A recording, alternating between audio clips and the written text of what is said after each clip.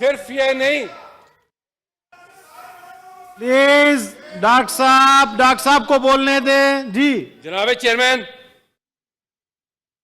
एक इंपोर्टेड हुकूमत की शक्ल में सिर्फ एक हुकूमत मुसल्लत नहीं हुई,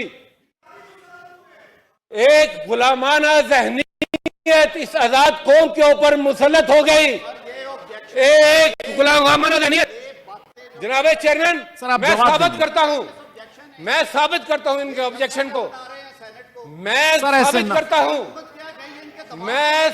करता हूं कि जिस शख्स को कहा गया ये आपका प्राइम मिनिस्टर होगा, उसका बयान सामने रख लेते हैं। क्या बयान था? बयान ये था कि बेगर्स आर नॉट चूजर्स। मुझे आपके पेट में रोटी देखनी है, मुझे आपके पेट में रोटी देखनी है। उसके लिए बड़ा जरूरी है कि ये गुलामी का तोख हम पहन लें, जो कहें हम वो मान लें। और यहां तक नहीं, दूसरे साहब उससे भी आगे चले गए, वो तो कहते हैं कि ये जो सांसों की डोरी है ये भी अमेरिका के वेंटिलेटर पर चल रही है। वो खुदा की जात को नहीं याद करते जो रिस्क देने वाला है, जो सांस देने वाला है। ये इज्जत, नामूस, खुददारी ये नावाकिफ है। क्यों? क्योंकि ये जो ज़हनियत है ये शिकम परस्ती से उठती है, ये पेट की पूजा से उठती है।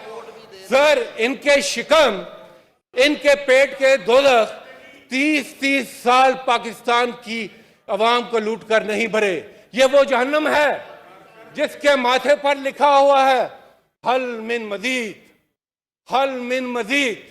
सदा हल मिन मजीद। और ये जहन्नम ना भरा है ना भरेगा। इनको पता होना चाहिए कि आपने इस कौम को गलत असेस किया, आपका अंदाजा इस कौम के मुतालिक गलत निकला। ये वो कौम है जो रसूल हाशमी के मानने वाली है। खास है तरकीब में कौम रसूल हाशमी। और उसका खासा क्या है? उसका खासा यह है कि वो पेट पर पत्थर तो बांध लेते हैं मगर अपना सर कभी किसी गैर के आगे नहीं झुकाते हैं। जनाब चेयरमैन, ये मुल्क बना था ला इलाहा इल्लल्लाह के नाम पर। हमारे बुजुर्गों ने ये सुना, ये देखा, हमने पढ़ा कि पाकिस्तान का मतलब क्या? ला इलाहा इल्लल्लाह। तेरा मेरा रिश्ता क्या? ला इलाहा इल्लल्लाह। और इसी पर, थैंक यू सर, इसी को जनाब चेयरमैन मुझे बात करने दे। जनाब चेयरमैन, जनाब फैसल तशरीफ रखें प्लीज। फैसल साहब तशरीफ रखें प्लीज। फैसल साहब तशरीफ रखें। फैसल साहब प्लीज। जनाब चेयरमैन, ये मुल्क बनाया कायद ने, मगर जो मुल्क है वो दुनिया में एक मिसाल इस वजह से है कि ये एक नजरियाती मुल्क है।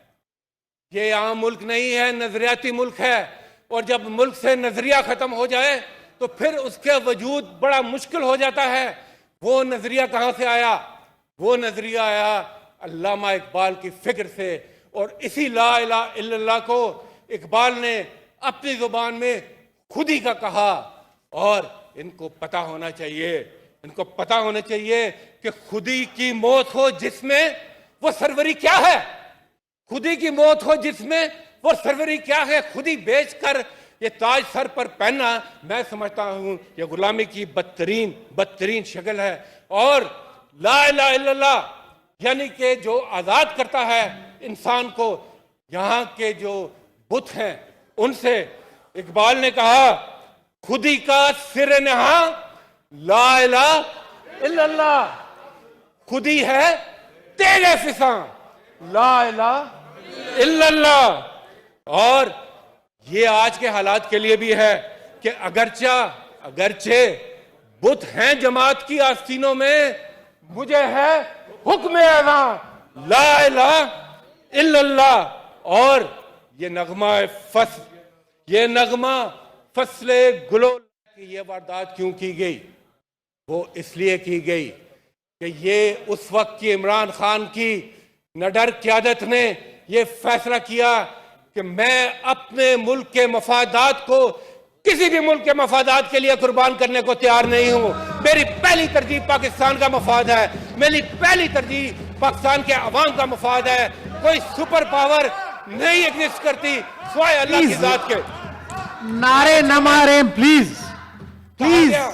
ऐसा ना करें जी। चाहे अड्डे मांगे गए हों, चाहे अड्डे मांगे गए हों, या शाही हुक्म सादर किया गया हो कि तुमने इधर उठना है, इधर बैठना है, उस मुल्क में जाना है, उस मुल्क में तुमने नहीं जाना और भारत की बालादस्ती को कबूल करना है। यहां पर जनाब चेयरमैन साहिब, गुजारिश यह है कि इन चीजों को देखते हुए होना तो ये चाहिए था कि जो बाकी अपने आप को क़यादत का अहल कहते हैं, जो कहते हैं कि हम भी इलेक्शंस में जाएंगे, उनको भी इस इशू के ऊपर एक कौम की तरह खड़े होना चाहिए था। मगर वो क्या है, हाय हाय ये मजबूरियां आड़े आती हैं जनाब चेयरमैन, मजबूरियां आड़े आती हैं। मजबूरियां क्या हैं? जब आपके पैसे उन्हीं के मुल्कों में पड़े हो, जब आपकी जायदादें उन्हीं के मुल्कों में हो, जब आप फैसले करने के लिए फिरंगी सरजमीनों पर जाकर कदम रंजा हो और वहां से फैसले लेकर आए, तो फिर आप किस मुंह से आजादी की, किस मुंह से इस मुल्क के मफाद को मुकद्दम रखते हुए फैसले कर सकते हैं?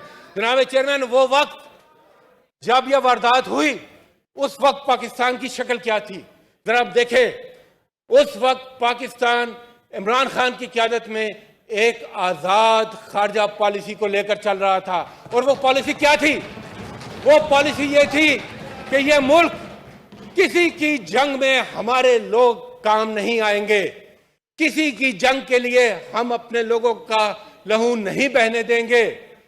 वो आजाद खारजा पॉलिसी क्या थी कि हम we can be partners in peace. जी sir, we want to be partners in peace, but we can not be partner in act of war.